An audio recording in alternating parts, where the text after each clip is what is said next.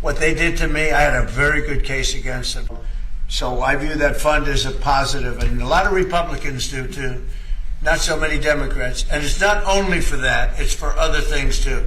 People that have been treated unfairly, that have been weaponized by a corrupt government that we had with Obama and that we had with Biden. You had a corrupt government with both of them. You know, so many things happen in the news, Mimi. I just be forgetting. Like what happened to that fund? Did any of those insurrectionists get any of that money prior? I completely forgot. I remember it was big news when it first happened, but I completely forgot.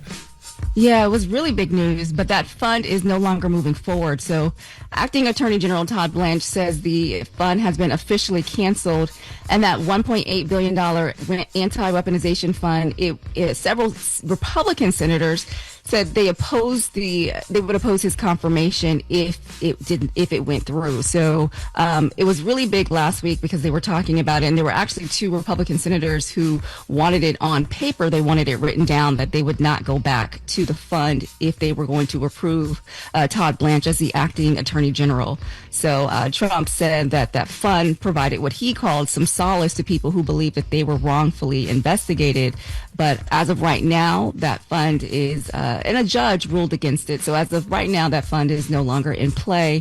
But a lot of what we're hearing right now is people are upset because Trump used the word reparations, and that word for decades have, been associated with efforts to compensate enslaved African Americans. And so they kind of took, pause to him using that word. Activists said that using that word to describe people who were politically targeted is misleading, and it minimizes the long-running history of what some in the United States have been fighting for. So, it just lets you know clearly they believe in reparations, just not for black people. Just not for right. us. Yes, for black exactly. People. Yes. Exactly. And staying in the White House really quickly, President Trump is putting a price on his social media posts. So his media company is now charging investment firms up to $100,000 a month for early access to certain Truth Social posts before anyone else ever sees them. So investors are hoping to get a jump on the White House announcements. They can now pay to see major posts from the president about the economy, conflicts in the Middle East, and other global events before the public does. Now, critics say the president's posts can send, stock prices up. It can, switch things in the economy. So getting those even a few minutes early could make a big difference for investors. So they're also raising ethical concerns, saying that it's unusual for a sitting president to try and sell his social media posts. What'd you say, Shar? I said it has to be against the law. Of course it's against the law. That's insider trading. That's what that is. The fact that I can get access before anybody else, isn't that insider trading? Getting access before the public? He do what he wants, though. You're right. And pay up to $100,000 a month for it. So let me tell you something. The white man has done some audacious things in my lifetime, but I've never seen a white man with the audaciousness of Donald Trump. Okay, never ever ridiculous. In my life. Okay, it's actually kind of impressive when you take a step back. Like he out white man is a white man. Crazy. It's crazy. White people ain't never seen nothing like him. Jesus Christ.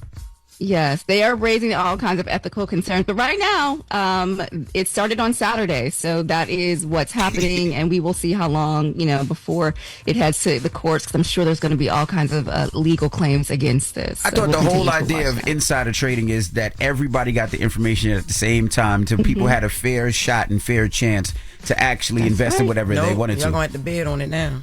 Because now, it's like this is like a membership. You pay $100,000 a month. Yep. And I'm sure whatever information he's giving you, you're going to make more than that a month because that's why you would pay for that membership. And people don't have access to it. That sounds crazy. He's shaking things up a bit, Envy. What?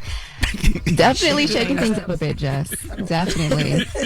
All right, y'all. Well, coming up at 7, the explosive diarrhea outbreak is now in all 50 states, and it's taken a deadly turn, sadly. Thank you, Mimi. We'll see you next hour. Okay. Well, you finished? I don't know. Are you finished or you done? Yes, I was finished. That was it. We're good. Everybody else, get it off your chest. 800-585-1051. If you need to vent, phone lines are wide open. It's The Breakfast Club. Good morning. Ray. Yo, Charlamagne. Envy, what up? Are we live? This is your time to get it off your chest. I got an indoor pool, an outdoor pool. We want to hear from you on The Breakfast Club. We can get on the phone right now. He'll tell you what it is. We live? Hello, who's this? Yo, what up? Good morning, family. How y'all doing? How you feeling? Peace, my brothers. How are you?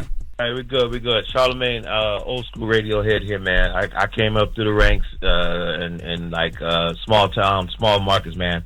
You're definitely right. The overnights was the training ground. I feel your frustration, dog. That's right, my brother. Overnights and weekends, but go ahead, brother. Get it off your chest. Yeah. Hey, yesterday, man, not to beat a dead horse. Yesterday, MVU said something about the Invest Fest thing where Charlamagne was trying to tell you that, the sororities and the Greek fraternities, they have a much bigger presence over more days when they visit these cities.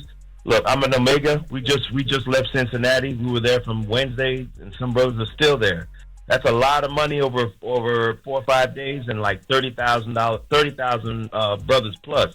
The Deltas are going to be in Atlanta this weekend. We talking 40, 50,000 chicks easily. Yeah. The AKAs, you can ask Mimi. They were in Vegas a couple weeks ago. That is a lot more money than what InvestFest brings in. I saw it. Yeah, no, I mean, I've DJ'd numerous of these events, but I'm not talking about this or that, right? There's no comparison. Like, I don't know why we're comparison, like the budgets that the city have is only for one organization.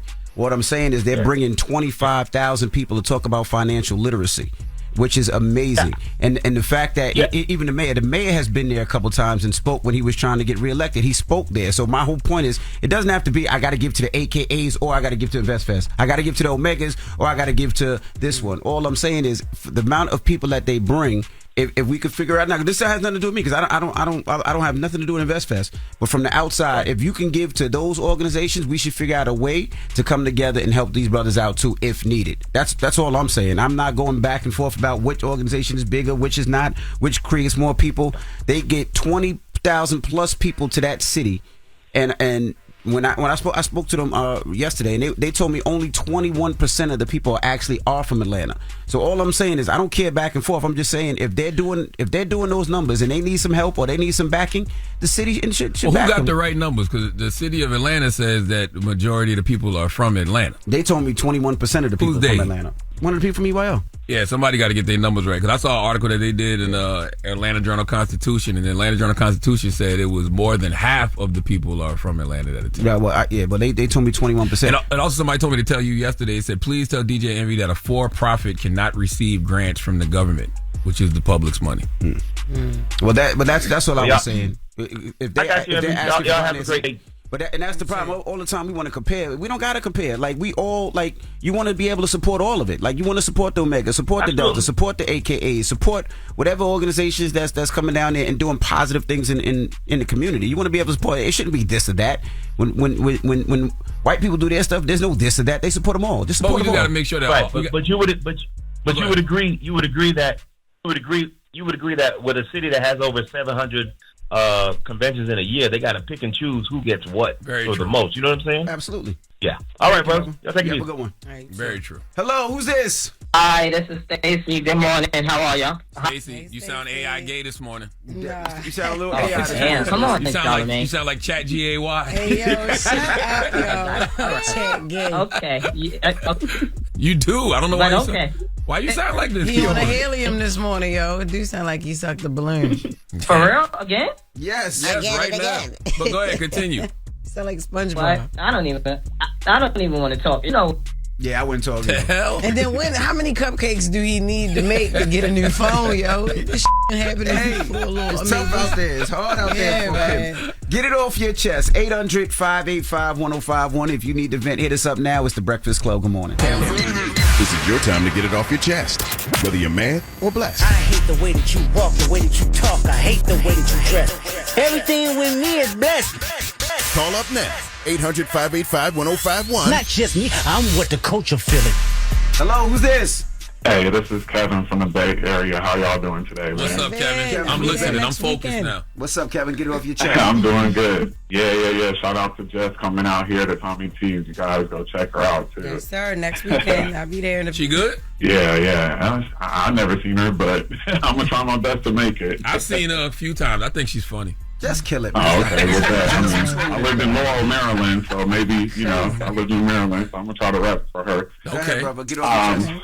Let me get this off my chest. I've been talking to my coworkers about this. So I was born in 1986, and my coworkers are getting on me on the case that I've never seen Purple Rain. So I took the time to go watch the movie, and I was like, oh my God, this movie is so amazing. Why haven't I seen this with all this?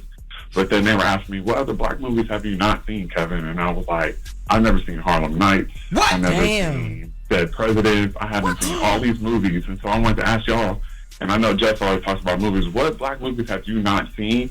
Because you just haven't had the chance to, watch them. Well, it's different for him, though. He was born in 1986. Purple Rain came out in 84. You should have seen Harlem Nights. But still, Not I really. saw that. I saw all of that. Harlem Nights was what? 80? Let me see. No, 90s? 90s. Was Harlem Nights. Oh, you should have seen Harlem Nights. No, Harlem Nights was 89. 90s. Yes. But that's the thing. I've seen all of that. And he from Maryland and live in the Bay.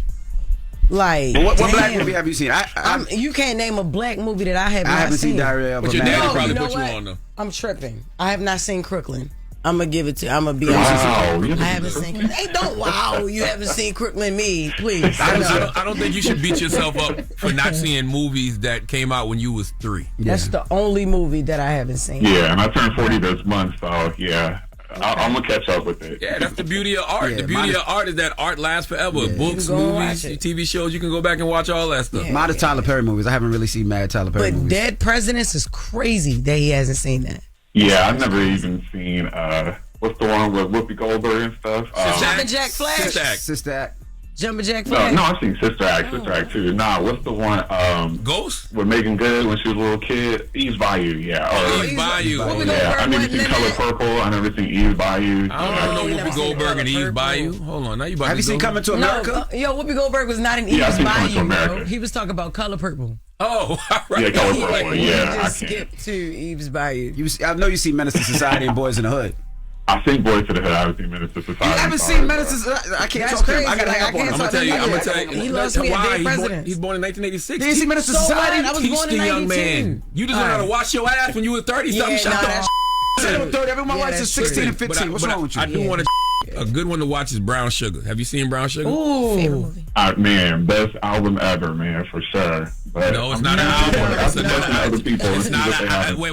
No, I'm yo. talking about the movie Brown movie, sir. Sugar, not the No, album. I've seen the movie, but I'm Okay, saying okay. the album Oh, is you where said it's the album at. is Got you. fire. What about All Love and right. Basketball? Oh, of course, man. Okay. You Yeah. seen Love Jones?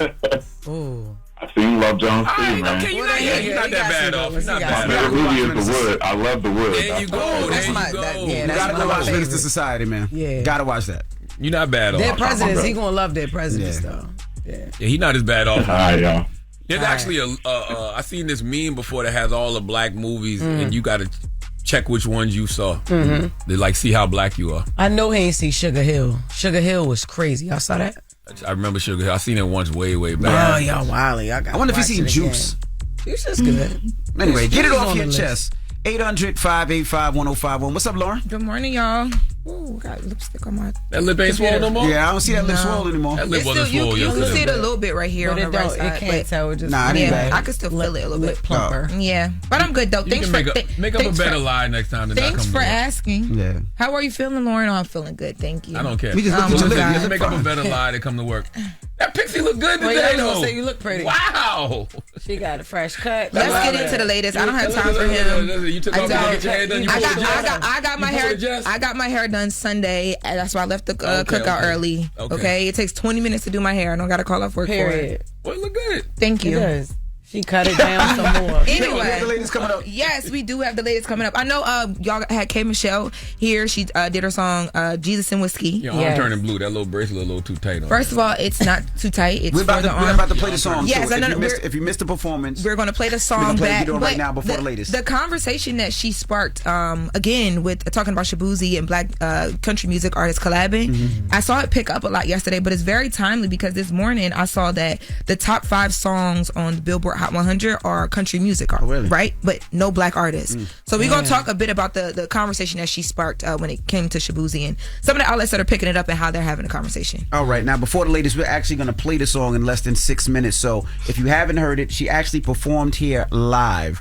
Jesus and Whiskey, and we're going to get that on in a second. So don't go anywhere. It's the Breakfast Club. Good morning. That's K. Michelle's Jesus and Whiskey. She That was the performed live that rendition? live. Yeah, that was the live Yeah. Oh, rendition. wow. That sound good. Hell Sound yeah. like a studio version, like she had it mixed and mastered and all that. It looked really, really good too. Yeah, the I like the live visual of edition, it, the production of it, the shots, everything's crazy. A single mom who works too hard, who loves her kids and never stops. You got some whiskey this Reba, morning? yo. No, that was Reba, though. Yeah. Let's get to the latest. What you want to The know? latest with Loren Because LoRosa. you particularly are bringing the energy to mainstream radio, to black radio. Sources trusted. Did you hear that exclusive? Lauren. I'm the homegirl that knows a little bit about everything and everything. She be having the latest on things. You ask the questions that need to be answered. On the Breakfast Club. If little brown girls look at you and go, I want to be like you. LL Cool, baby. Talk to me. All right, y'all. So we just listened to K. Michelle's Jesus and Whiskey. Yeah. When she was here on the Breakfast Club, y'all talked to her about a ton of different things. We also did the live performance that people just listened to. Now, one of the parts of the interview I saw is being picked up now by some news outlets, where she talks about collaboration in country music amongst black artists, particularly her and Shabuzi, and why they have not collaborated. Let's take a listen. I've watched black country singers won't work with and treat their own more up than white country artists. So you've reached out to black country singers to collab and they don't want to do it? Oh, it's only about 15 of us in the city that's really there. Yeah. He can get mad at me and say whatever, but Shabuzi. You know, the Nigerian singing country, I get it. I looked at my DM and I saw, and he was like, you know, you the gold, this and that. I'm cooking some turkey chops and pork chops. He like, you know, can you cook me some or whatever? Damn, that's Give you a number. My A&R is calling saying you're looking for me, but I text you about a feature, you don't answer back. Bitch, I don't need no feature from you, because once they find out you don't like black women, it's over for you anyway. Dang. Trace that validation because you want to show the black people you black. I think it would be different too if he gave you a reason. Like if Shabuzi said, yo, I don't want to do the record right now because of Yeah, what? but don't be texting me, calling me to You the go goat. about pork chops and like that when you need to show urban, you know, show that you're urban. Yeah. I don't care that you have a hit record. I know the longevity in business, and I know you can't sing. Well, K. Damn. K. Michelle has she's always been very outspoken about what some of the challenges in country music you know are, but I was listening this morning to a radio station that was talking about the fact that right now on Billboard Hot 100 the top 5 songs are country music songs. None of them are black artists. Yeah, but how often is it black artists? It's very rare. So black artists appear very rarely on mainstream country music charts, accounting for less than 4% of commercial charting sales, radio airplay, industry representation, and historical and systematic barriers. You know, some of the things that we know have been the reason this has happened. Now, the reason why I brought this up though is because you have artists like a Shabuzi. Like when you look up what black country music artists dominate the Billboard charts, even in 2026, Shabuzi is going to always be listed. They always point to the Tipsy song and a few other projects. Of course, Tipsy is old though. Exactly, but they do. Like how many black artists in country right now are active and have music out, music on the radio? How many are them in an album cycle? Like does Kane Brown have an album out? We know Shabuzi don't have an album out right now. I think we got to put these things in context when we make these statements. Like there's no black artists on the country charts right now. But I think what I'm saying is, and I think the point that K. Michelle was trying to get to is collaboration can help. Like make that bigger. Like if you are one of those artists that people point to that even when you are in cycle get on the Billboard charts and you're collaborating with other black music artists, it puts the other artists there. Like as you chart, they chart as well too. So, you know, I saw people picking up the conversation. I knew that you know, we'd be playing her back this morning, so I wanted to bring it back. Jesus and Whiskey is going to do well. Salute to my guy Bobby Bones. Bobby Bones actually played it on his nationally syndicated radio show yesterday morning. Or dope. Yeah. Love it. Yes. Congratulations to K. Michelle too on the project. I know she's been working on it for some time. Now Bobby's the biggest country radio music personality, probably country music personality period in the world. Yeah, I've never met him, but he down in Nashville. Yeah, I always hear you talk about him. I've always heard country music artists talk about him as well too. But shifting gears a bit, speaking of music and artists and streams and all the things, Drake. So you guys remember we covered that Drake lawsuit. There were 2 women in Virginia who came out and said, "Look, I'm on stake and I feel like I've been swindled because y'all Drake is winning all this money on stake, and then we feel like he's using the money to then put money into like his streams and like bots and up his streaming, right?" So that lawsuit's still active, but there was a judge that recently said we're going to halt this lawsuit. Like we need to pause it right now. There are reports right now that lawsuit has been terminated, and that is not true. Now what's happening is this judge is saying because of the terms and conditions that y'all sign when y'all get on stake, these things have to go into arbitration, which is basically like you don't go into do a regular like court back and forth. It's like more of a sit down conversation. And then once that happens, a judge can then determine what will actually happen with the lawsuits that were filed. So just a small update there that has been paused and that it's not terminated like a lot of people are reporting right now. So that's it for the latest this hour. And in the next hour, we'll be talking about A$AP Rocky, because him and Jason Lee sat down and had a conversation. He gets into all things: Rihanna, music, love, all the things. So that interview's not out yet, right? No, the interview comes out Wednesday, but it's for his partnership with BET. So BET has been promoted it. So we got some clips. I'm looking forward to watching that conversation. Yes. All right. When we come back, we got front page news, so don't move. It's the Breakfast Club. Good morning. Can I say something real quick? Go ahead. We just had a conversation in the latest about country artists, black country artists. Shabuzi just dropped a new album on July 31st. Damn, 5 days ago. I did not know. The Outlaw, Cherry Lee, and Other Western Tales. It's called a cinematic 20-track concept album. That's why I didn't jump into that conversation. I don't know nothing about country music. I don't listen to it. I know some of the people, Kane Brown, Shabuzi, K. Michelle, but outside of that, I don't know nothing about country music. I can't even lie. July 31st, he just put out a new album. Damn, well, congratulations, Shabuzi. Damn. Well, let's get some front page news. What's up, Mimi? Good morning. How's everyone doing this hour? Good. We're good. How are you? Good. I'm good. Okay, so we're going to start this hour where we are learning more about the nation cyclosporia outbreak that has now turned deadly. So Michigan officials, they have now confirmed the first 2 deaths linked to the foodborne illness. Both people had underlying health conditions, and officials say the parasitic outbreak and it's from the parasite, and it was a parasitic outbreak, and severe dehydration may have contributed to their death. So more than 18,000 people have now gotten sick, and more than in all 50 states. Federal officials have linked part of that outbreak to shredded lettuce from Mexico, served at Taco Bell restaurants in several states. But the investigation is still ongoing, and they believe there may be other sources of contamination. Let's hear more on what's behind the outbreak. We don't even know the full amount of cases at this point. It just keeps climbing. Not everything's getting reported. And now you're seeing fatalities. When this hit today, it was kind of like a major moment, because this isn't usually a disease that, an illness that causes death. It's not really, that's just not usually a concern for health officials.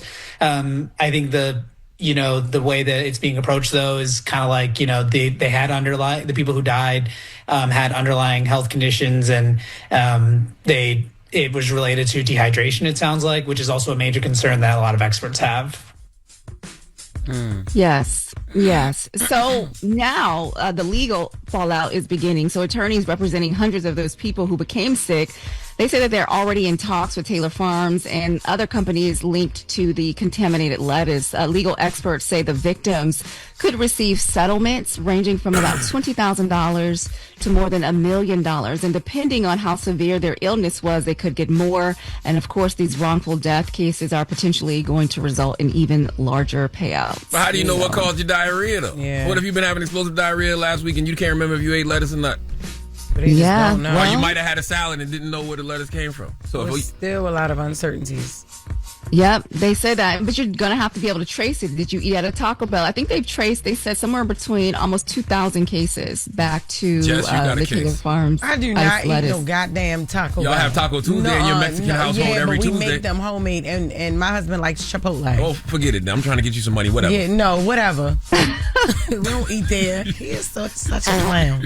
And that's Americanized Mexican. That's not authentic Mexican. Okay. Oh, I know she's been around a Mexican. I know you got Mexican. That's Americanized. That's what they say, boy. It is. It's American. Shut up. That is hilarious. And also this morning, guys, we are learning new federal charges connected to the investigation into the death of Nolan Wells. So while no one has been charged in Nolan's death, 2 people from outside Mississippi are now facing federal charges for allegedly threatening officials connected to the case. So federal prosecutors say Michelle Edwards of Cincinnati, Ohio, she repeatedly called government offices in Mississippi using a block number and allegedly made bomb threats. Now, investigators say one of those threats forced the courthouse to go into a lockdown while authorities searched the area. Now, if convicted, she faces up to 5 years in federal prison. And prosecutors have also charged Joseph Alfredo DeMarce of Sacramento, California. They say he sent threatening Facebook messages to Judge Ashley Cole. Her son was on the boat with Nolan. According to court documents, he threatened to send a bomb to the judge and also made threats involving her children. Officials say Nolan's parents, right, we all know this, have also received numerous threats during this investigation, but so far no arrests have been made in those cases. So I mean, you can only imagine things like this. I mean, it's not unexpected for both parties to be receiving hate. You know. Yeah. So definitely something to keep watch as we keep waiting for, what they're going to do with the official state autopsy and toxicology reports and things like that. We'll keep our eyes out for that. Have you heard that audio that they've been circulating, Mimi? I have heard the audio that they've been circulating. I listened to it, and I'm glad I listened to it without somebody telling me what it was or seeing a transcript. I don't hear it. I don't even know what I'm listening for. I think it's hard to listen or to hear what they're saying if you don't have a transcript. Because listening, I played it actually on my podcast early last week, because if you listen to it without seeing the words, it is hard to hear, in my opinion. But don't you think sometimes the transcript can mess with your brain a little bit because you see it? That's what I was going to say. And then once you see it, you're listening for it, and now you can't unhear what the transcript is saying. That's why I was glad I heard it without the transcript, because I just don't know what's going on in that audio. Well, we was it late last week when Ben Crumb, they held a press conference at the National Urban League conference, and they said that they have hired people, audio specialists and engineers who are really going to get down to the bottom of that and break down what that audio really says. So I know there's been a lot of people online who have done their thing, they're audio specialists, but they've hired what they say is engineer specialists, top of their game, who are going to go through that audio and kind of see what it really says. Too bad we can't have that information. Too bad we can't rely on the FBI to do their job, because they got all those capabilities. They could listen to that audio and see exactly what that audio is saying. Yeah. So they're bringing outside sources to do that, and I'm sure that they will share that information with the public once they finally have that broken down. And lastly, Envy, I wanted to ask you this question: would you let your child or any of your children major in being an influencer? No. They can minor in it. They can minor in it, but I would want them to major in something else, because a content creator is something that I don't know if you need a college degree to do. I would have them take courses, or she take courses in it, but I wouldn't have them major in it. Yeah. So that's what I was thinking at first. And then I started looking at some of the curriculum. So I'm talking about Arizona State University. Of course, they're launching a new bachelor's degree in content creation. And so, of course, when I first heard it, I had like a negative reaction on exactly what this would entail. But then I looked at the classes, the curriculum, and they're offering more than just learning how to make TikToks. They are taking classes in copyright law, audience analytics, branding, marketing, basically how to build a business. They say that's because today's content creators, they're not just influencers, they're entrepreneurs, and they're negotiating contracts, reading analytics, building brands, and in some cases, running $1 million businesses. So they're saying that it's a smart degree for the creator economy. And they're changing how colleges should kind of approach what we see and what we think as social media, as more people are changing their job descriptions to content creators. Yeah, I mean, I think that's more of a business class. Like, I went to college for business management and marketing, but that's what this seems like. Learning all these things is a major thing if you want to get into it, but to minor, yes, but to major, I don't think I would want them to be a major in content creator. Just my opinion. Yeah. Well, that is your front page news, guys. We're going to talk more about this, the Nolan case, and some other stuff on my podcast today. Front Page with Mimi Brown, wherever you get your podcast. All right. Thank you, Mimi. Thank you. Now, when we come back, we have the founder of footwear company, Steve Madden. He'll be joining us this morning. We're going to kick it with Steve Madden, so don't go anywhere. It's The Breakfast Club. Good morning. Morning, everybody. It's DJ Envy, Jess Hilarious, Charlamagne the Guy. We are The Breakfast Club. Loren LoRosa is here as well. We got a special guest in the building. My guy. From Far Rockaway, Queens. Yeah. Ladies and gentlemen, Steve Madden. Welcome. Yes. Good to be here. How so you happy feeling? to be here. I'm such a big fan of the show and fan of you guys and girls, whatever. And so you got to take it easy on me because it's very early. Yeah, you can't say whatever, too, because you don't know what people identify as. You can't say boys, No, girls. stop it. I'm identify as I've whatever. made 10 mistakes and I've been here for 4 seconds. Stop it. Not at all. Well, no, that's the thing, right? Girls and boys. He's an I idiot. do that a lot. I say, well, this girl really has a lot of talent. I'm talking about someone in my company. and then I'll correct myself and go, this woman has, I don't mean this it. person. It's okay. I should say, I do want to be better. What about the people who transitioned in your company? Oh, my goodness. How do you Oh, my see God. that? We have a few. I think it's great. Yeah. It's fine. You can be who you are. Seems like we be out here now. I'm good with it. Now, Steve, this is the first time Steve Madden has been on the show. So when we have somebody that's been on the show and as successful as you, we always like to start from the beginning. Yes. Right. So of course you're from Queens, New York. What got you into shoes and women's shoes and apparel? What got you into that? I want to tell you. So we're on the border. I was born in Far Rockaway. We moved to the Five Towns, which is right across the border. Right through Snake Road. And, I'm from a town called Lawrence. And I went, so what got me is I went to work in a shoe store in high school. I didn't have anybody in my family in the shoe business. And I just went, I was a stock boy. I mean, it's, sweeping the basement. And so that's how I learned, and I did a lot of different jobs in the shoe business and sort of worked my way up. What made you want to start designing shoes and saying, you know what, I can do this better than the shoe designers that are out at the time? So that takes a lot of balls. Okay, so I'll tell you what happened. So I worked for a company in the 80s, and I was a salesman. I used to take the bag and go out to stores, boom, and, you have a sample bag and you show them samples. And then, at that time, the designers for this company, it was like 1986, they were fighting. There was like fights. So I snuck into the factory and I made a few shoes, and it wasn't, it's like, put that on that bottom.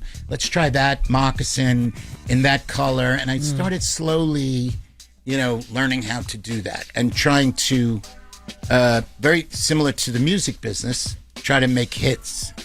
I always compare myself to that because that's what my business is like, is hits, as opposed to a big canvas of artwork. And I'm trying to sell shoes. I'm trying to make shoes that all the girls want. What made you? Sorry, go ahead. So you started selling shoes out the trunk of your car, yes, like an artist would sell the CDs out the trunk of his car. Yes, and you started your company. Yes, with $1,100. This is true, not made up. Yeah, although I thought I made it up. I told the story so many times, but I started with whatever money I had. And made a couple of deals along the way, and would put cases in the car, drive over there, collect the money, chase people for money. I did all of that. What made you not go high end, right? Because you could have went the Gucci route, the Louis Vuitton route, shoes that are way too expensive, but you're known for making shoes that are affordable, people can afford, and that are great quality. So what made you stay that route? I was always into, making shoes that everybody could buy. And so it's just what I liked, And you have to be very patient to be in the high-end business. It requires a lot of very, very, very hard to do. I admire those guys, but that's what I do. I like to make it quick, sell it. I'm a little bit of a pirate, you know what I mean? And, that's what my talent was. And the breakthrough shoe was the Mary Lou. The Mary Lou, which is in that movie, The Wolf of Wall Street. If you ever get to see that movie. Yep, we did. And classic. It is. It's a good movie. I was very afraid when it came out. I was like, I didn't know how I would be portrayed, Yeah. But it was pretty accurate. And I went. There's a scene where I go there, and tell these, rapacious brokers about the Mary Lou, as if they gave a shit about it. They just want to make money. And they started throwing shoes at me and doing all this shit and calling me names. And but that's how I started. Yeah. How much of your success came from just pure confidence? Zero. Okay. Wow. So how much came from ego? No, I mean, you go. I mean, you guys know you're successful guys. Some days you're confident, and some days you feel like the worst. Yeah. And that's how I am. It could be an hour-to-hour thing. I'm on top of the world. My chest is out. Let's go. And then I'm like, oh, I'm the worst. I can't do it. That kind of thing. So I have those things, and it has not gone away, sadly. Was there ever a point where confidence became arrogance? I'm too insecure. I suppose people would argue and say I am arrogant sometimes, and I'm really not. I'm very sort of, I wish I was. Yeah. Actually, I kind of wish I was that guy. What makes you insecure? No, you just think that someone's got better shoes or bigger muscles, or more money or whatever it is. It's just those moments. It's Competition. crazy. But before meeting you right now, every time I've ever seen you, like photos of you with like celebrities who do jobs with you or whatever, you always struck me as a very like, I'm here and I know I'm here type of guy. Yeah. Well, fake it till you make it. You know what I mean? Yeah. We call it acting as if, right? Yeah. So if you do that enough, then you begin to believe it. Sort of. I found that to be true, but it's certainly not the case. What was it like you arrived? Now? I mean, it had to be a point where you knew you arrived. Yeah, I had my first store in Soho. That was great. And, business getting bigger, more money in the bank, kind of stuff. And but it's very it could be ephemeral. It's very, it feels good. You get like a little jolt for 20 minutes and then you're back to what am I going to do next? Okay. And I don't have enough of this and, all of that. What helps you in those moments, though? Because it seems like you have a lot more of them than one would think. I think everybody's got them, but they're just not honest about it. Yeah. Maybe, does Drake have those moments? I don't know. Absolutely. I mean, he writes albums about it. I don't know. Does, Denzel have those moments? We would never know. We will never know. You never know, yeah. Go ahead. But, I have them, and, I'm sure the King of England has those moments, right? Yeah. I don't know. But is that what led you to drugs, maybe? Probably. I was... I definitely like getting high, when I was younger, and it was definitely a release. Is that the right word?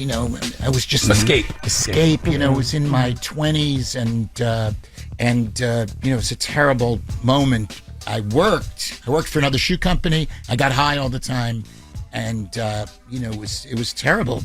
But it was a relief. Yeah. A lot of that was just lifestyle though back then. Yeah. Like, cocaine was like weed. So I heard. That's the craziest drug ever, cocaine. Like, it's one of those drugs that you do. It makes you feel like but you keep doing it. It's so bad. I smoked some weed one time. It didn't make me feel like I was on top of the world. It depends. Everybody's got a drug they like. You know what I'm saying? I never did Molly. A lot of people that talk about Molly. I always said I would do it again on accident. If you passed me with I wanted to know, what was your relationship with Irv Gotti? I know you guys had a tight relationship. Irv Gotti was great, and I miss him so much. I miss Irv so much, and I'm enthusiastic, but he was a great guy, and he was so much fun to be with. And he was like... I always used to joke that Irv Gotti had like a white Jewish man inside his body. You know what I mean? Because I would be with my friends and Irv, and he would play gin with them and take their money. But also, he would tell stories. He would say, "Let me tell you about the time I was with Suge Knight in the hills." Like, who could tell stories like? He would tell stories like that, and I got to hang out with him and Ja Rule, who is the greatest dude. I know. I think he lives up by you guys. He's so funny. He's so funny, Ja Rule. And the two of them together were like, it was just like you're holding your sides after 45 minutes, telling stories back and forth. And I really miss Irv. How did y'all meet? I met him at a poker game. He was a master. Him and his brother play a lot of poker. And people liked me because I was the worst poker player. Oh, they take you away. They were very nice to me. I love taking away from you, Steve. Have a sandwich. Hang out. I was the worst because I didn't give a I just wanted to have a good time, and you really have to be patient to be a good poker player. You have to not go in, and he was great. You're not a patient person, are you? No, not patient. Terrible poker player. And we used to play, we used to have fun, and I didn't care if I lost. He cared. He used to go to the World Series of poker. So, and his brother's a great poker player, too. Move to Chris. I want to ask you something about fashion, right? Like, fashion is one of the few industries where people literally wear their status. You think people are buying style or buying identity? Oh, that's a good question. I think both. That certainly a lot of the, Hermes, Gucci, they just it's just a prestige. It's almost like a uniform. I got this, and it's amazing what they've done. I have to tell you, I admire Hermes, and And in my world, they're buying style, you know. You got to have the right style. I don't care who you are. If you don't have the right, you're out. You know, that's it. You got to be on it. And so it's tough. Very tough. Yeah. Yes. Because something can have identity but be ugly. You know what I mean? Like it can be worth a lot is what I'm saying. It can be worth a lot but not look good. Yeah, you know, I mean, people rap about Gucci and Fiorucci. Wasn't there a song? Alston, Gucci, Fiorucci. There was. It was like 100 years ago. I'm f***ing old. I'm sorry. It's okay. You know. The one that we know is Gucci, Louis, Prada, Pop, them tags. That's from Carly Rae. Yes. Yeah. That's right. Yes. Well, how do you stay so close to like culture, right? And like, where did that stem from without and keeping it being authentic? Like I know your collabs with like Cardi and you just talked about Irv Gotti and like you're kind of embedded in that now. Like, where did that stem from? So we're always looking to be with somebody that people would see and want to wear the shoes if they wore them. And so we've had a bunch of collabs that were very good, and I liked working with Cardi B. I enjoyed it, and she was good fun, and she was polite, and she blew up at the same time. Yeah. So sometimes it's difficult to get a big head, and but she was delightful, and I'm glad she has having a great career. And we worked with a bunch of other folks, and you know we even had Gaga in the beginning, and we had love that the one that said I kissed a girl. What was her name? Katy Perry. Katy Perry. Yeah. Girl, I liked it. And she's a big star now. We had a lot of that. Is that just a good team that knows what's happening, or like do you have an interest in entertainment as well too though? I would say that what I tend to like is not necessarily in favor. You know, we have a great team, and now you got all these young artists out now that are so good. You know, Tate McRae's of the world and all the, you know, and that kind of thing. Yeah. And you know, what's the one, the blonde? It's a lot of blonde. There's a lot of blonde. There's one that says in her song. Do you know that one? That's everybody. Carpenter? Sabrina Oh, Carpenter. Sabrina Carpenter. Yeah. That's so funny. As soon as you said blonde, that's who I thought of, but I didn't think you was talking about her. Yeah, Okay. she's. I have daughters. So I have an 18-year-old daughter and a 13-year-old daughter, and they just love Sabrina Carpenter, and they love Olivia Rodrigo, and they love those. So like, you know, it's like that. And they keep you hip. Well, I don't know if they could do that. It may be too late for that. What about Chris Brown? Oh, God. Remember when we talked about Chris Brown?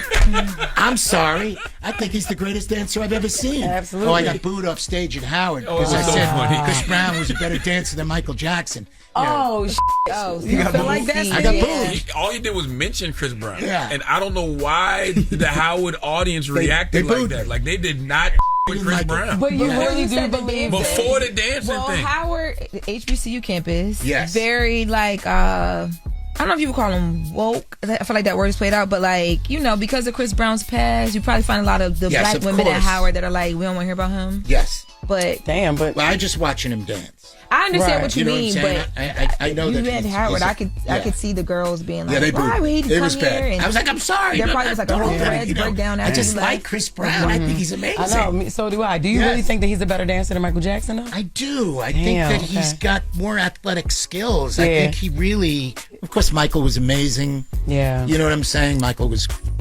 breathtaking to watch Michael. I'm the same age as Michael. I feel like I grew up with Michael Jackson. Yeah. You know, I used to watch it when I was a little boy. You know, we were like 12 together. Right. I feel like, and he would do stuff, and it would be like, oh my God, he's on. You know, if he was on TV, it's like, hey, Mike's on. You know, get over here. Yes. You know, but Chris Brown, jeez. Yeah, Chris gets busy. No, I'll get booed too. Yeah, he's a better dancer. Yeah. I ain't gonna say I don't think I would say doing that. when they was booing them, Charlamagne? You was probably laughing. Well, I was taking it in because I was like, I didn't expect the audience of these young people to be upset about Chris Brown before he even said the Michael Jackson thing. Yeah, just him mentioning Chris Brown, they were like, yeah. I'm like, Chris is different. Chris is like Chris is different. With like if you really watch his videos and watch his dance routines and the things he's able to do, and not just look at Michael Jackson who he is. Chris gets busy and does not get tired of performing. No, Chris gets busy and he does different things different times. But Chris is busy. I want to ask America, clearly, America should believe in second chances, right? We've all been the benefit of second chances. Of course. Do you think America really loves second chances, or does it just love comeback stories when they make money? Well, oh boy. Yeah, I think you might be right. Because if I failed, people wouldn't give a about me, maybe, you know. Then wear my shoes and be like, yeah. guy was in prison. You know what I mean? But we are allowed to have a second chance. I think that we, so many people have had second chances, and it's a great thing about our country, right? That's right. Mm-hmm. You know, it is a country of second chances. Hell yeah. Right. You once said that prison saved your life, right? So how do you know when your, I guess, quote unquote, biggest failure has become your greatest blessing? Well, you have to think of it like that. I mean, because otherwise, you'll just drown in sorrow and pity, right? Mm-hmm. I mean, and it's easy to do. Mm-hmm. It's easy to do. God, so you try to turn it around and try to, if you can, not everybody has the ability to do that, to be honest. And certainly it's easier if you're white, to be honest with you. Yeah. That's not good. And I don't get all soapy about it, but it's not soapy. Steve, you tell the truth. That's the truth. I want you to talk the way you talk when you're not on the microphone. That's what it is. So it's a little bit of that. It just that whole thing. It's connected to that. Why does that make you uncomfortable to talk about those type of things? I mean, I understand the sensitivity. You don't know Steve. If Steve gets to talking, okay. People back there will be like, stop. Don't mention Mayweather. He's policing himself. That's what he's doing. Okay. Yes. It is harder, and that's just the facts. It's just the way it is. I appreciate people talk. The tiptoe. It's just that's the way it is. Yeah. So we do what we can. Mm-hmm. What do you think society gets wrong about people who've served time? The good news is people are less harsh about it today. A lot of people do time, and when I was away, most of the people were in prison for drug dealing. Just, I would say, I was in a low security. Not that it was easy. It was not. Don't get trippy by low security. It sucked. There were guys with guns and fences. It was terrible. But most of the people were there for drug crimes, like 90%. I think the drug laws were too severe, and they tend to really disrupt communities, and I think it's grossly unfair. And I know you guys know all about the crack laws, and I'm sure you've talked about it. It's like just a racist, law.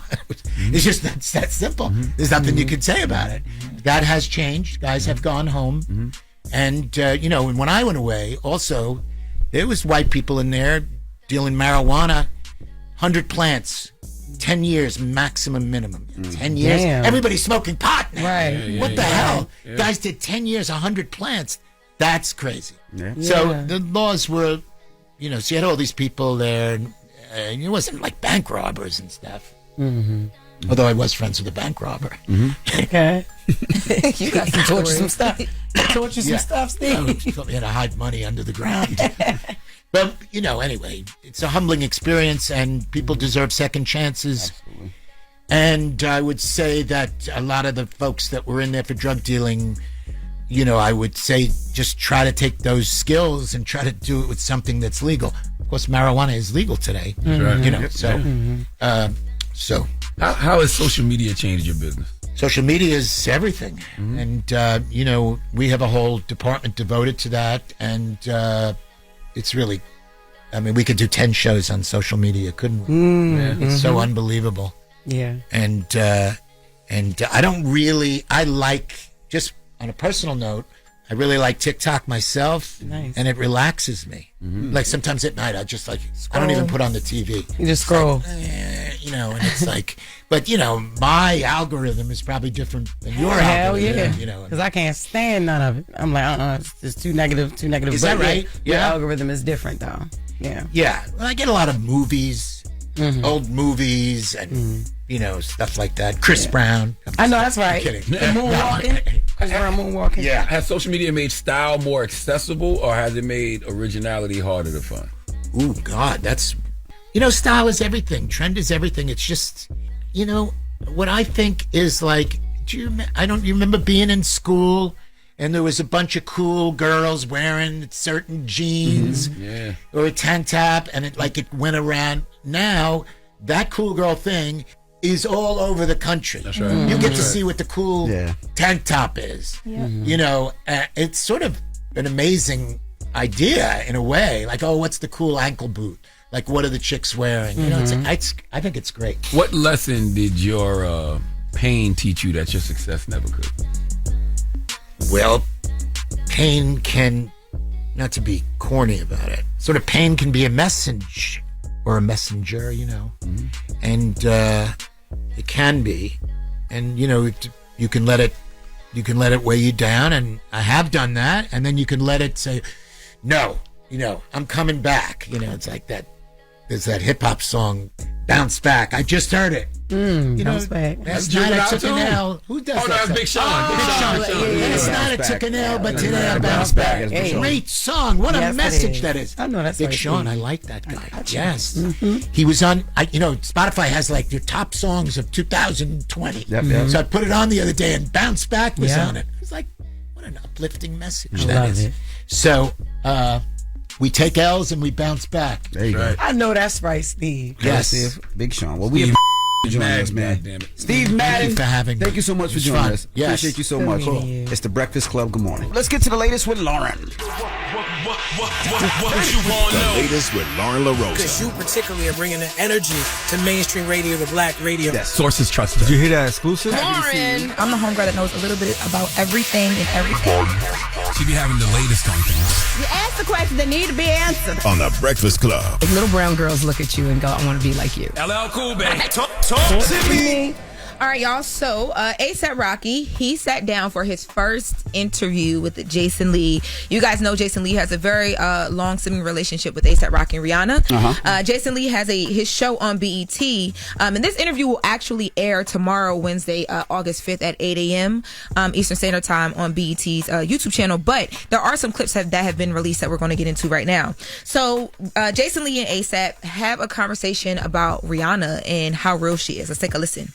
One thing I could say about my woman, she a real ass bro. She not one of these Hollywood motherfuckers. She really is a strong black woman, and she held me down even when I was at my lowest. The truth of the matter is, when my dad died, she was there for me. When I got locked up in Sweden, she was there for me. When the really happened, she was there for me. Every time I'm at my lowest and darkest place, rather if we just friends platonically or we in a couple relationship, she always there for me, bro. Genuinely. My first album went #1. My dad died on Christmas. I was on my bathroom floor in Paris crying. She called me for some reason to congratulate me in Paris. We both in Paris. I didn't know she didn't know I was in Paris. And I told her, like, I'm down. I feel like this. I feel like that. I don't even know how Rihanna got the key to my room. I stopped answering my phone. She walked right in. Yo, you good? You know, like, talk to me, all this other shit. That really was my friend, bro. That's beautiful. I love hearing men talk about their women in that way. And anything rooted in genuine friendship can grow. Yes. Now, but that's how you should. That's how you should feel about your spouse, right? You should feel about Chris. I feel that about Gia. I'm sure feel about his wife. But that's how you should feel. Like when you're at your lowest, that person is there for you. And no matter what you're going through, that person guides you and provides and makes sure you're safe. And the genuine friendship. Yeah. If you don't have genuine friendship with your person, I don't think it's gonna last. That album A$AP Rocky, speaking to the friendship, that album A$AP Rocky is talking about Long Live A$AP. That was released in 2013. So that was before they were officially anything. As far as like a couple. Now they do go into some other things. They briefly talk about Drake. Let's take a listen. You watched that celebrity boxing match. Would you fight Drake? Being knuckles like the Irish. You took that girl. Nah, I'm gonna tell you the story. Child, there was some photos that was posted of Drake sitting down, I guess, like recording music. He gonna watch his interview, go back in the booth, have some things to say. Yo, listen to Jason. You took that nigga girl. Yeah. Now that's all we got on that. When the full interview come out? The full interview comes out Wednesday, tomorrow, August 5th at 8 a.m. Eastern Standard Time on BET. Now, there is one more clip, though, where you guys remember we were covering the case that A$AP Rocky was fighting, where he was literally about to go to jail for a very long time. Now, he talks about A$AP Mob and they're, like, breaking up, and Rihanna as well, too. Let's take a listen. So, really try to put you in prison. That was up. I'm still hurt. I'm hurt about him. I'm hurt about Bari. Hurt about a lot of them. I mean, it is what it is. I know they don't give a but I'm hurt. He wasn't even like testifying. It was like he was trying to put you in prison. He Did you feel betrayed? Of course. I felt hurt, betrayed, and it was just a nightmare. You know what I'm saying? Just looking at somebody I know on the stand forever gonna be labeled as a rat, just trying to come up off of me. Like, you know what I'm saying? Stop being a bum and being lazy. That's just bum mentality. How did ASAP Mob break down like that? Because all of you were one family. When me and Reed became a couple, like all of my time, I just was with her, like, and she was with me, and I think a lot of them got nervous, like, oh, so what that mean for me? But is it because you were with your girl, because you got busy, or because of all of that? All of that. Do you see any world in which all of you, maybe except for Relly, come back together? Absolutely. But Relly, could he ever be a part of the situation? I had to ask. I mean, you know, maybe you have a heart and have forgiveness. I don't even gotta answer that. Okay. Nah, bro. He tried to kill me, take me away from my kids. Like, if I done did 24 years in jail, I'm dead. Yeah. Then during that trial, he was facing up to 24 years. He was acquitted and found not guilty on all charges. And that was in L.A. So yeah, all his time he was spending up under his girl, and then niggas started to be. See, that's what happened with James St. Patrick had ran into Angela Valdez. Everything is not revolving around the Power Universe. No, but Power Universe. Every time I talk to you for the past month, everything revolves around the Power Universe. It's not real. It's not real. Yeah, because that's how Tommy felt. No, like, the other day you spending all said this time with her. I'm having a hard day, and I'm like, what's wrong with her? And then you talking about Power. No. It's not Power. It's my uncle Raising Marvin. Canaan. Yes. It's my all uncle. in the universe. It's still the Power Universe. Yeah. Still okay. You know it's not real. All right. But say it again now. Why just remind you this? Because remember when James St. Patrick, he was on this game. You know, him and Tommy was together in the streets, and then when he ran into Angela Valdez, he wanted to spend all his time with her, and then he started, you know what I mean? Started changing, started slipping, and then that made Tommy, you know, escape, go get on coke and everything. Like, what does this mean for me? I can't run the streets by myself. You know what I'm saying? And so the whole crew, it kind of went left. Oh goddamn! Imagine how Tasha felt. If Tommy felt like that, imagine how Ghost's wife actually felt. Yeah, but she ain't want nothing else more for him. She said he asked her. He said, "What did you want me to be? What did you think I was going to be when you married me?" She said, "The biggest goddamn drug dealer in New York." He said, "Damn, that's it." You know what I'm saying? Damn. What if I want out of this? What if I want to, you know, he was trying, that's when he had Club Truth, you know, and he was trying to get with the white dude. I DJ'd the first episode of Club Truth, but by the way. You was not in there. Yes, the first episode, I'm DJing. Yes. I gotta go back and watch it, but okay. Can you go to a real story now? Yeah, I would have saw your ass. That wasn't a real story. I understand that, what Jess is saying. Yeah. I did DJ the first episode. I'm gonna go back and look, because I don't know. Maybe you had your other nose. But before we get out of here, I did want to congratulate, shifting gears a bit, Cardi B. So she is celebrating WAP becoming Diamond, and now she has broken a record as Congrats, Cardi! Female rapper with the most Diamond certified songs in U.S. history. So Bodak Yellow is Diamond, I Like It is Diamond, Girls Like You, and now WAP. So congratulations to Cardi B on that one. And coming up in the next latest. We can mention this too. Another music celebration. So y'all know Meek did the Nightmares to Dreams, right? And we were talking about the song and how he flipped dreams and nightmares. I saw Chart Data post that gave him one of his biggest streaming days since 2021. Really? Dope. Yeah. Salute to Meek. So congratulations to him as well too. Dropping a clue bomb from Meek Mill. Yeah, and I saw he just dropped the video as well. But coming up in the next latest, speaking of announcements, Jafar Jackson has a new role. You guys know him from the Michael movie, Michael Jackson's nephew. Yes. So we'll be talking about that. He'll be alongside Will Smith. And then we're going to take it down to Georgia because we got to get into reality TV and Sydney Star and some arrest allegations. We'll talk about it. Well, happy birthday, Obama, Bobby Shmurda, Marcus Houston, and Louis Armstrong. He would have been 125. No, he wouldn't have been. Some people do live long, Sean. No, 125 he would not have been long time. He would not have been 125. 125. Okay. Well, Charlamagne, who you giving your donkey to, man? Listen, 4 after the hour, every father's worst nightmare. Well, one of them. Okay, I'm not. Fathers have a long list of nightmares, worst nightmares, but this is one of them. We'll discuss. All right, we'll get to that next. It's the Breakfast Club. Good morning. Made it. It's time for Donkey of the Day. There's a bunch of donkeys out here in these streets. I'd make Donkey of the Day. Called Donkey of the Day. It really caught me off guard. We live a life where we bite our tongue. Florida, Red. Florida. My fault. Mike's on. My fault, Fred. You are a donkey. That is why Charlamagne is here. Some donkey todays just saw themselves. On the Breakfast Club. Okay, Charlamagne. Make sure you tell them to watch out for Florida, man. The craziest people in America come from the Bronx and all of Florida. Yes, you are a donkey. A Florida man attacked an ATM for a very strange reason. It gave him too much money. Florida man is arrested after deputies say he rigged the door to his home in an attempt to electrocute his pregnant wife. Police arrested an Orlando man for attacking a flamingo. The Breakfast Club, bitches. Donkey of the day with Charlamagne the God. I don't know why y'all keep letting him get y'all like this. I don't know either, Duval. Donkey of the day for Tuesday, August 4th goes to a 19-year-old Florida woman named Haley Serball. What does your Uncle Shala always say about the great state of Florida? The craziest people in America come from the Bronx and all of Florida, and today is no exception, okay? Now, first things first, Haley is nasty, okay? A nasty ass, hot in the ass, heifer ass, okay? She's only 19, okay? So there's a lot of room for growth here, but I'm telling you right now, if this was your daughter, you would be more than embarrassed, okay? It's going to be kind of triggering for fathers, all right? In fact, I would go so far as to say this is one of a father's worst nightmares, okay? See, Haley was escorted from a bar restaurant at 1 a.m. for having sexual intercourse in a bathroom, okay?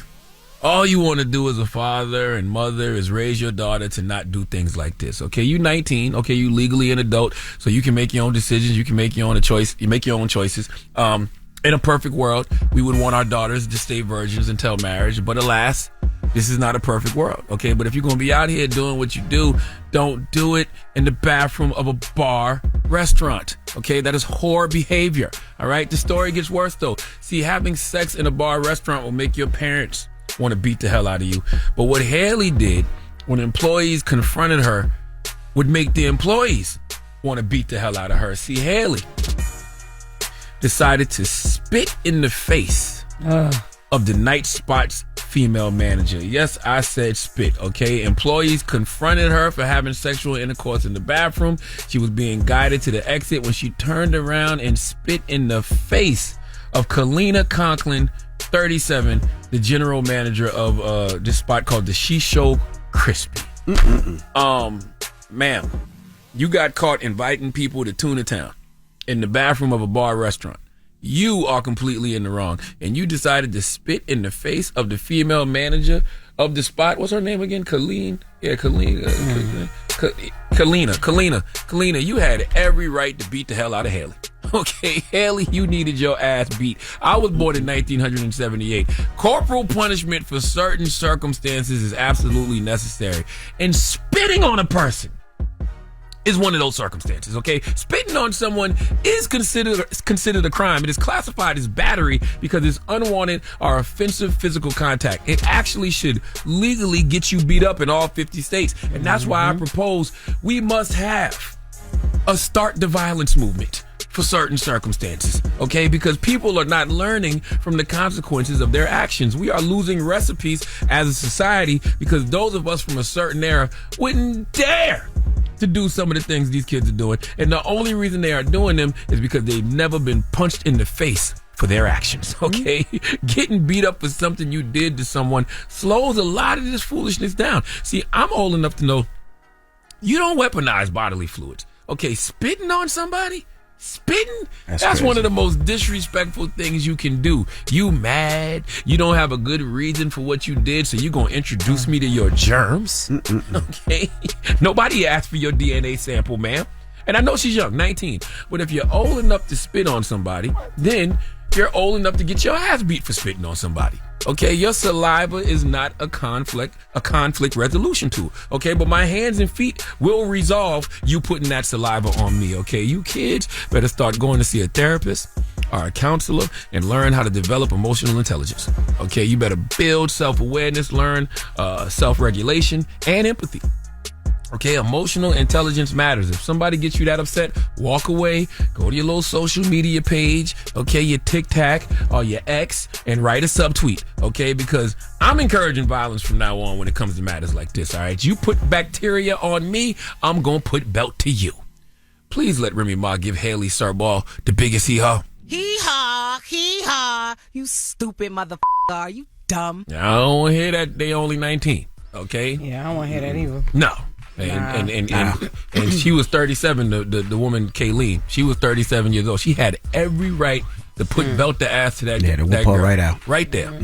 Right there. On the spot. All right. Well, thank you for that donkey today. Now, when we come back, the period doctor will be joining us, Dr. Charis Chambers. Yep. Another bodily fluid you wouldn't want nobody putting on you. Nope. Yeah, actually. That's disgusting. Well, all right. We'll get to that next. It's the Breakfast Club. Good morning. Morning, everybody. It's DJ Envy, Jess Hilarious, Charlamagne the Guy. We are the Breakfast Club. Loren LoRosa is here as well. We got a special guest in the building. They title her the period doctor, Dr. Charis Chambers. Welcome. Thank you for having me. Did I say your name right? Yes, you did, Okay. which is amazing. Well, how are you doing this morning? I'm doing so well. It's such a joy to be in this space, and I'm just excited to be able to have this conversation. The book is called The Period and Puberty Parenting Revolution. Yes, it is. Yes, I feel like Lauren should lead this conversation. I'm interested in but before you lead, I just got this one line. Yes. It says dads are in this too. This isn't just a mom conversation. Says who? I stand on that. I let too. my wife do that. Says me. My wife has that conversation, and then she tells me, "Oh, let me just tell you, so and so got her period." But I let my wife lead, and I'm fine with it. I think that's totally fine. What I have an issue with is parents, especially fathers, removing themselves as a source of help and comfort and support.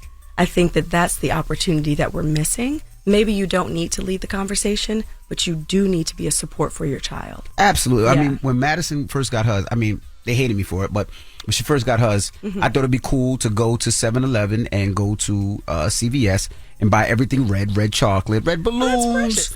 She didn't think it was that funny, though. Okay, good talk. She didn't think it was that funny. I thought it was funny, but she didn't think it was that You're funny. trying to be funny or you're trying to be sweet? Both. Okay. First, I had to run to 7-Eleven, right? And me and the homie from 7-Eleven, right? Of course, he's not from my same background, but it was funny because he had a daughter too, and we were both in the section trying to find the right tampons or pads at that time. So that was hilarious. So extra pads. So me and him were having we were bonding over that. And then I got the extra whatever. And then CVS didn't have anything, so I had to go to balloons but she didn't find You're it funny. not doing a good job of saying why dad should be involved. But that's what I'm saying, that's why I shouldn't have been involved. That's why I let my wife take care of it. So How are they involved? Go ahead. Yeah, well, no parent is perfect, right? And so that's not the expectation. What I think is that dads forfeit an opportunity to show up for their daughters. And they often fracture their relationships around puberty and periods because they get so uncomfortable. And so their daughters feel that. And they're like, what happened to me that made me someone that you don't feel comfortable around or talking to? Or what about my changing body is something that you can't handle in conversation? Does that make sense? Yeah, absolutely. Yeah, right? Mm-hmm. Solomon, you talked to your daughter about it? No. I know you wouldn't have that conversation. But if she came to you, would you? Yeah, I guess. I just don't know. I don't know what I would offer. I guess that's why books like this are important. Yeah, and the thing is, a lot of dads say that, like, what would I say? What would I offer? I would kind of want you to think about all the things that you have learned and accomplished in your life, right? That you weren't taught at a young age. No one taught you how to be in this room, right? But you had a desire to do it. And so if you have a desire to meet your child with their needs, you'll figure it out. And so my book is a resource for dads who have that desire. I want good dads to be better dads. I want their involvement in reproductive health to not be exceptional but essential. Crazy part is I was with my wife when she got her first period. Oh, y'all go way back. Right, which When is... my wife got her first period, she was 16. She got her period late. Yeah. She was 16, and we were dating, and she got hella cramps. Yeah. And she was telling me what's going on. I didn't know what to do. I thought she was having a baby. I was getting cold rags, and I had no idea. But we went to my house at the time. My mom was there. My mom took care of her and helped her out. But I had no idea what was going on. So That's crazy. I've never heard anybody say that they're with their person when they got their period. 16. That's actually very special. That is a little later, but also very special. You're there. You know, it's interesting. The book is called Puberty Parenting Revolution, because when I think of revolution, like every revolution to me is a response to something broken. So what's broken about the way most of us were taught about puberty? So I think what's broken is actually breaking even more right now. So if you think about like modern times, what the political climate looks like and how we're approaching how we educate our daughters, and especially people with periods. So for example, in Florida, the governor there had passed like the Don't Say Period bill that pushed back menstrual education to 6th grade and beyond. If our young black girls get their periods earlier than their white counterparts, they're the ones who are going to be more affected, right? And so if we're pushing back education on how our body functions, and the majority of our people are going to have these periods and be having them in the school that can't talk about it, that's a problem. The other aspect is that parents are thinking school's got it covered. Maybe I don't have to do this, but school doesn't have it covered. And our kids have phones in their hands typically by the age of 10. So the medical misinformation, their access to even pornography and all these other images are there in their hands. So when parents are not adding their truth to the conversation, your kid is getting guidance from all of these sources that you never intended to raise your kid anyway. So what I'm asking parents to do is not forfeit that influence, to step into that role and to get resources like my book when you feel like, well, I don't know this, no one taught me. Well, now I've written it down for you because I can't be the parent to everyone. I can see all the patients in my office that I can, but I can't overcome a parent that doesn't feel empowered to show up for their kid. It's crazy because in my household, my mom was so honest about everything since I was like so young. Yeah. It's so, I can't even fathom houses that like moms don't have those conversations. Like I knew about my period. I knew what to do. Like when I got it, I knew exactly what to do because my mom for years was talking me through, here's what this is going to mean. Here's the responsibility that comes with it. Here's how you take care of yourself. Very honest about a lot of things. That's like, amazing. But because, well, the research shows that 40% of people start bleeding and have no idea what's happening. Not a clue. That's insane. That's insane. And it's terrifying. And when you think about anything you're doing in life, even coming here today, I'm like, who's going to be in the room? What do I want to know about it. It is a general human desire to want to get a heads up when something's going to happen to you that you're responsible for managing. But we don't tell our kids about it. So when we think logically, the aversion to having period and puberty conversations are almost never informed by a desire to protect your child truly. It has so much more to do with like our traumas and our concerns and the things that we carry as adults into this conversation. In the book, you talk about a bunch of different myths around like period, sex. One of the myths that you talk about is virginity as a medical diagnosis. And in this part, you talk about parents bringing you their children to see if their kids are still virgins or not. Every time that happens, I think it happens maybe like monthly at this point. And there's a mom that comes in, it's like, I need to know if she's having sex. And I'm like, that is not a good use of my medical license. But I always tell them, both of them, I'm going to find out the same way you would. I'm going to ask her. And if you think that there's some sort of test I can do, like looking at the hymen, typically is what they want you to do. And one mom, even in the book I reference this, says she tried to look at her daughter's hymen. Oh, Lord. So I'm like, can you imagine? That's wow. That's crazy. Because it is so shameful, right? Yeah, that's so you're trying to look at your daughter's hymen, not knowing what you're looking at, trying to see if there's a tear or a break or something so that you can make her feel worse. That is beyond ridiculous. And also in the book, there's someone, I will not bring up their name, who took their daughter to the gynecologist on a yearly basis after their birthday and like said it on like television and said that he would take her to the gynecologist to check her hymen regularly.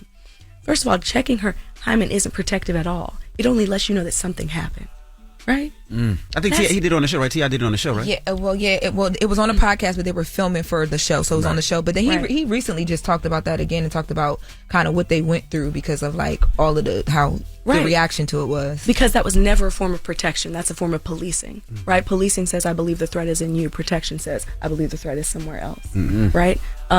And so when parents are bringing their child in, typically that child begrudgingly being dragged in for me to see if they're sexually active, there's so much shame in that room. And so I have to say, there is no test for that. And it breaks my heart in some ways because we can't even appropriately criminalize people that harm young girls, right? Because we can't prove that there's a break in that hymen specific to that. So I definitely can't prove it in a consensual sense for your daughter. But more importantly, if you are worried about her being sexually active, what does protection really look like? It looks like conversation. It looks like talking about like birth control. It looks like having conversations around consent and what partnership looks like. But it doesn't look like dragging her in here like, I'm some sort of probation officer trying to get her in trouble. That's not what I do. Yeah, it's interesting because I have my youngest are 10, 7, and 4. And it's like, and even my oldest is 18 now, but when they were young, you had those conversations about don't let nobody touch you here, especially when you're taking them to the bathroom and stuff like that.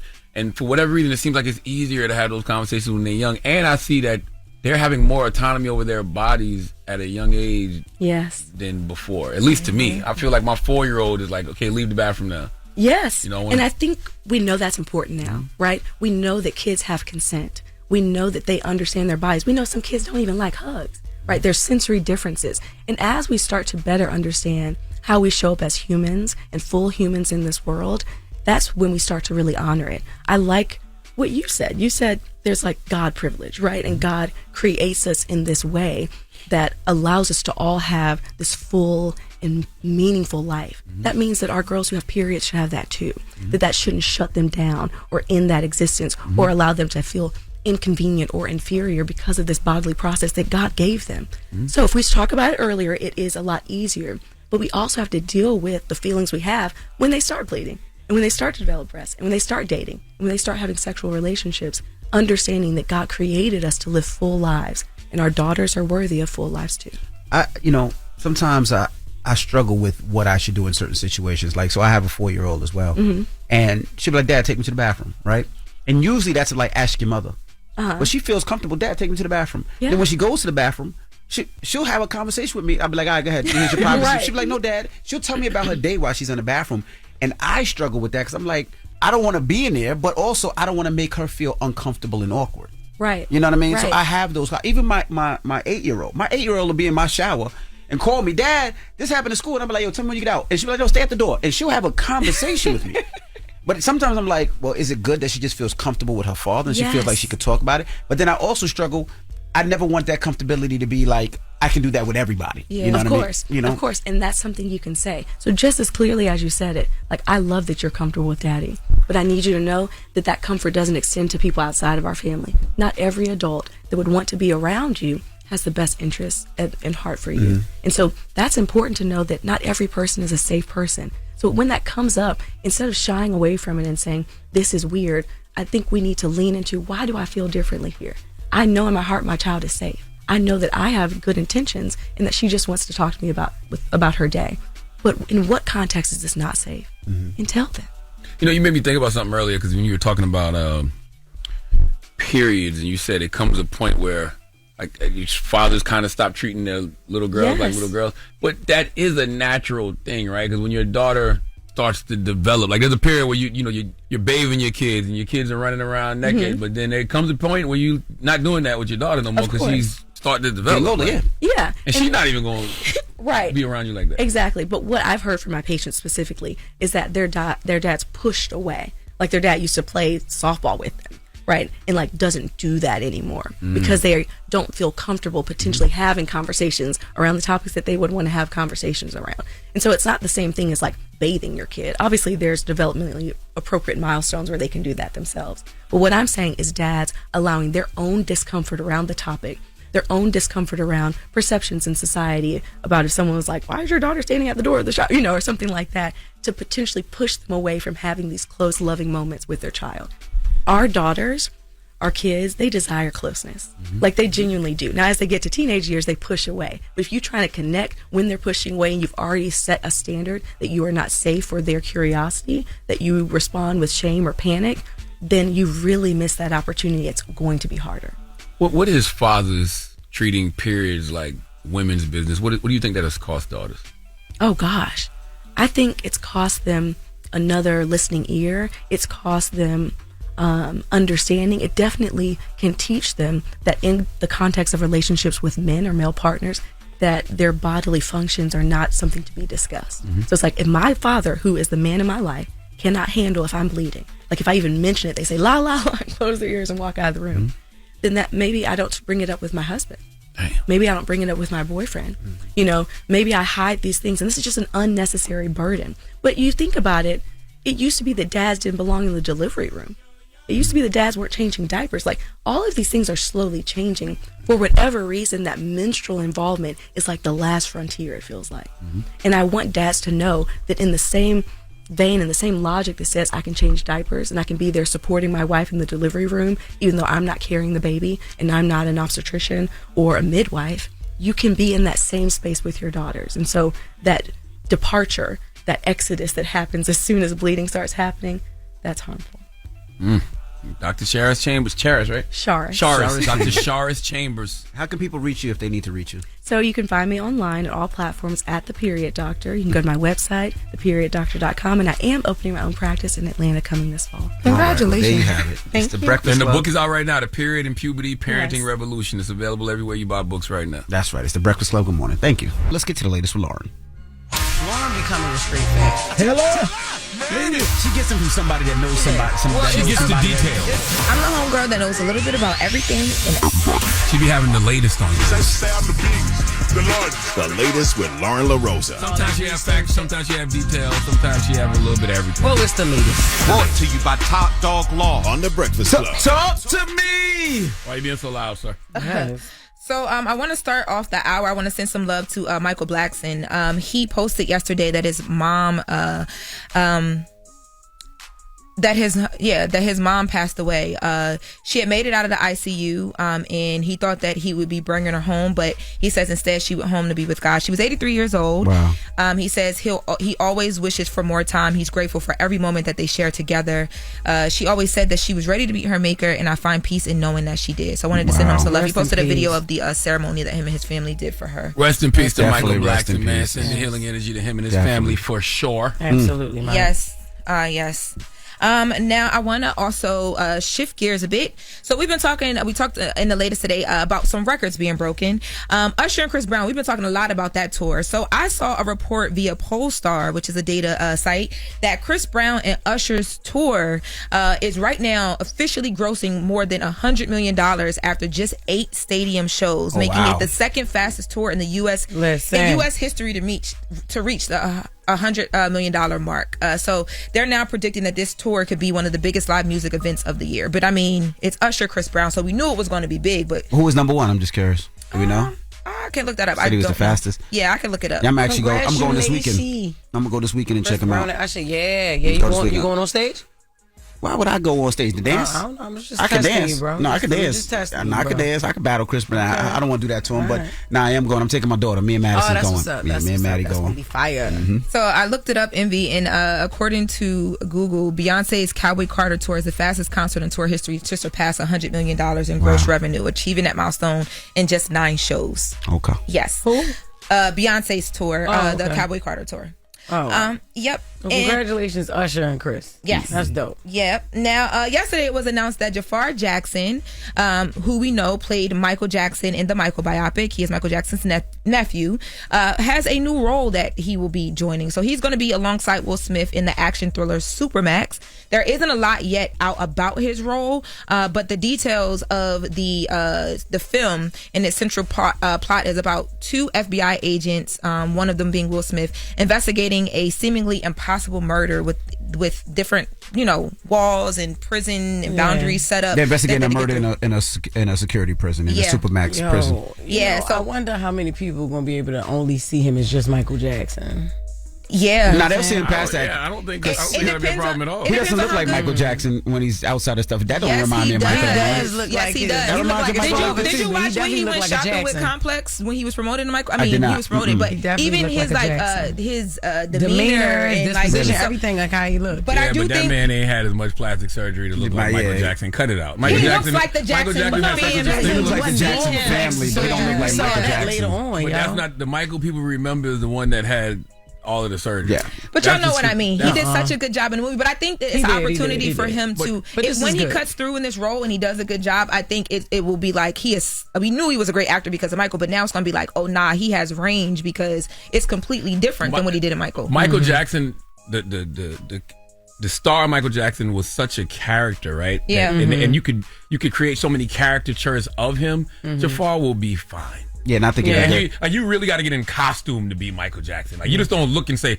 "Man, he remind me of Michael." Like you got to have the hair, you got to have the glove, you got to have a lot to look like Michael Jackson. But what I'm upset about is I was hoping that they were already starting to do Michael 2, so that means they haven't started Michael 2 yet. That's what I really wanted. He will be Michael too, though. He will be Michael. I know that, though, but I wanted it now. I wanted to see it. I wanted to start working on it. But we talked about the fact that there were things happening and they had things that they had shot that was going to be potentially used in a second. Like that was, I don't know where it is now, but we've talked about that. We don't need another Michael. Have there ever been a biopic to have a sequel? I don't think there's ever been a biopic. No, but his life, you got to think about how eventful Michael Jackson's life was. You can't just cover an icon like that in 1-2 hour movie. It just stopped when he just left the Jackson 5. Yeah, but now he has a whole life of his own. But right at the 90s, what, 89? He stopped, 89. He stopped his life, Well, nah. I need to see Super Bowl. I need to go through all that. Yes, I do. I will never forget, I never forget that clip when the movie was coming out and they was doing all that press and Jafar went on Jennifer Hudson show. She was like, "So you're actually Michael's nephew, right?" And he said, "Yeah."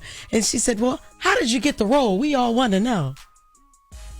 I mean, that's a valid question. No, but people be coming at they be saying that she asks questions that it's like to either the person just answered or it's like you would know the answer to it. But he could have auditioned. I don't know what she be but that question just because he's a nephew don't exactly. There's other people like, just because he's a nephew don't mean he got the role. He had to go audition. I want to mention that there's a new documentary coming out that's going to focus on Joe Jackson, who we know was the father, but also the manager of the Jackson 5. It's going to be an 8-part situation that's going to debut on Black Prime, BLK Prime. Now, is it going to go from when Joe was just little Joe? Because that's what I'm interested in. I'm not interested in seeing him, You want to see Joe as a kid? Do the same. Yeah, like how did he grow into the person that we know? The guy. You want to see him? You want to see him getting beat? Yeah, like where did this come from? Like I'm tired of seeing him. I don't want to see kids, Joe as an 8-year-old. Damn. What's the name of it? Belt to Ass? What's the name of the bio? What's the name of Joe Jackson bio? It's called The Manager, the Mythology, the Legend. It's an original series that'll offer a deeper look into the man whose vision helped to shape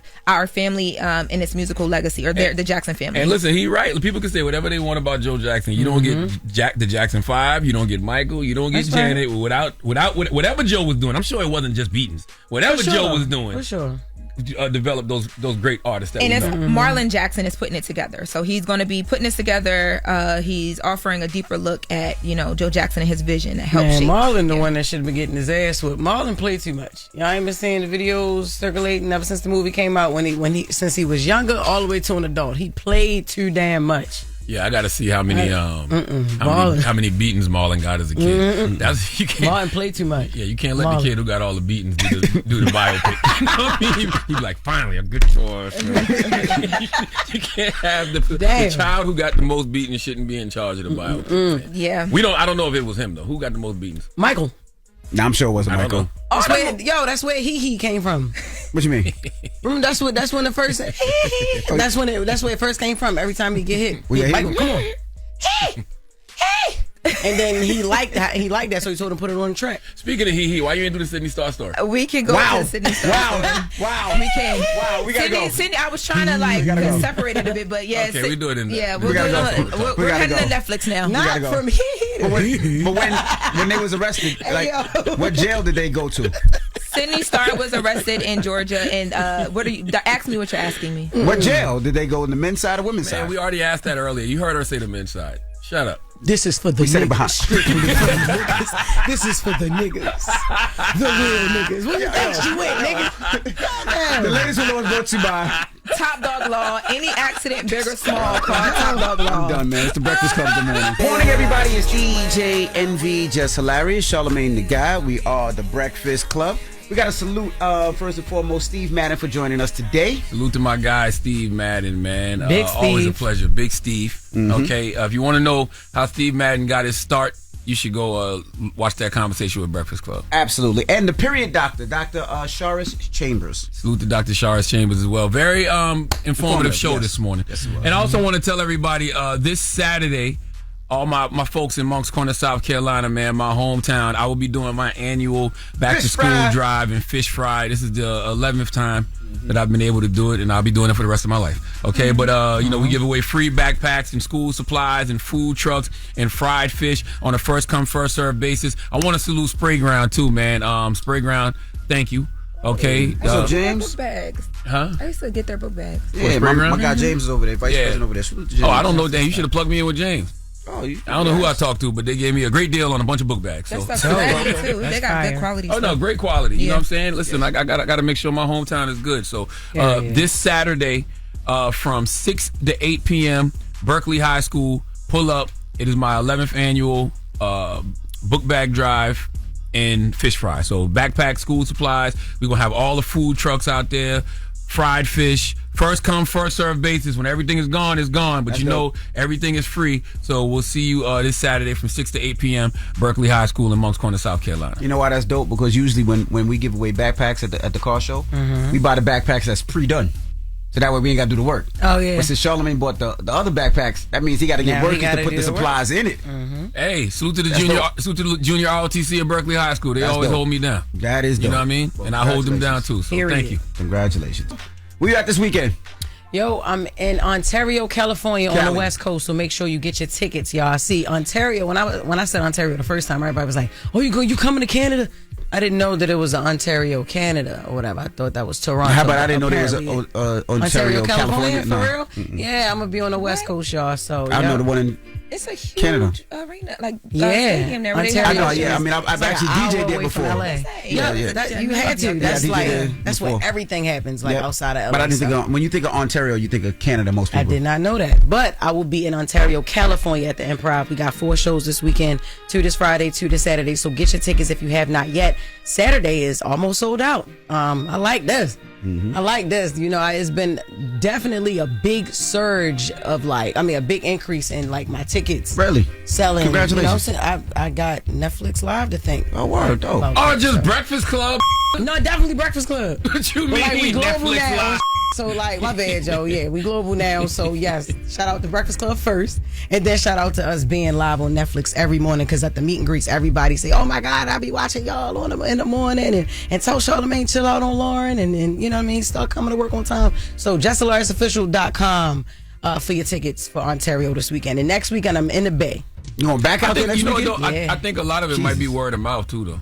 Word of mouth? Yeah, when people see you and they think you're good, like that spreads around. Yeah. Because if you was whack, they'd be like, I don't go see Most Jess definitely, on that I would hear goddamn a lot of that. stage. You know? Yeah, right. I would hear a lot of that. So. All right. Well, you got a positive note, Shala? I do. The positive note is simply this, man. You become your highest self when you invest in what no one else can ever steal, okay? Your mindset, your character, your integrity, your honesty, your discipline, and your capacity to stay kind, okay? Everything outside you can change overnight, but a calm mind, strong character, and steady discipline become the foundation that carries you through every season. Y'all have a great day. Breakfast Club, bitches! Y'all finished or y'all done? Woke up. Wake you up. Wake that ass up. Program your alarm to Power 105.1 on iHeartRadio.